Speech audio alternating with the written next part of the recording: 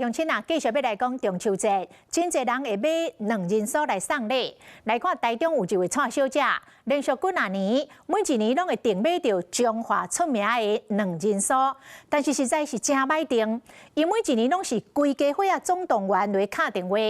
去年是敲6万外通的电话才订到，去年敲1万外通失败订无到，今年上届顺利，敲2万外通的电话订到1500粒，伊真欢喜，甲买到的两人酥拢总摕出来摆，都袂输是两人好的这个两人酥的金装啊海同款，这场面真壮观。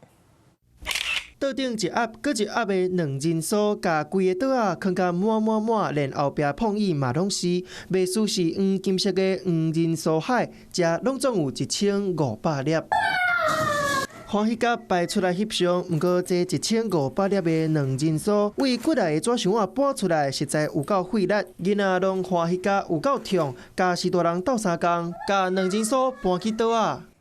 第一，它名气啊；第二是它的蛋黄酥确实是不错吃。蔡小姐订的两人酥，当年拢足侪人排的，连电话嘛拢足歹敲。今年中秋节进前，嘛是规家伙仔总动员，大家斗阵敲电话，和爸母、表姐妹、孙仔嘛拢电话敲，拢是为着两人酥。第一天打没有打通，第二天也是侄子睡醒的时候就说：“那妈妈她打一下。”结果她一打就打通了，她打没有几通就打通了。电话机接通，规家伙仔是有够痛，当场订1500粒。蔡小姐订这间两人酥已经几落摆啊！2023年敲6万外通才接通，订1500粒。顶年敲万外通，结果拢无订到。今年敲2万外通接通，就是要甲两人酥分享给亲戚朋友来食，祝福因中秋快乐。Hello， 我是蒋欣梅。想要抢先掌握最及时的新闻资讯吗？赶快订阅、按赞、开启小铃铛，锁定华视新闻 YouTube 频道。